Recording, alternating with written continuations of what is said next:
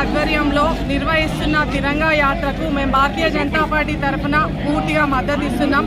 మొన్న పహల్గాంలో 27 మంది అమాయకుల ప్రాణాలు తీసినటువంటి ఉగ్రవాదులకి సరైన రీతిలో బుద్ధి చెప్పిన భారత సైన్యం ఆపరేషన్ సింధూర్ను విజయవంతం చేయడం ఎంతో గర్వంగా ఉంది. నరేంద్ర మోదీ గారి శక్తివంతమైన నాయకత్వంలో మరొకసారి మేము వెనుకడుగా వెయ్యము అని నిరూపించడం జరిగింది. 9 ఉగ్రవాద స్థావరాలు ధ్వంసం చేసిన ఘనత ఇవాళ నరేంద్ర మోదీ గారి నాయకత్వంలోనే సాధ్యమైంది. మనం అందరం, ప్రతి పౌరుడు జాతీయత దేశభక్తిని పెంచుకోవాల్సిన అవసరం ఉంది. సో ఇలాంటి యాత్రలు నిర్వహించుకొని మనం కలిసి మన దేశ ప్రజలందరము మన ఐక్యతను చాటి చెప్పాలి, ఇందులో పాల్గొని. మరియు ఆపరేషన్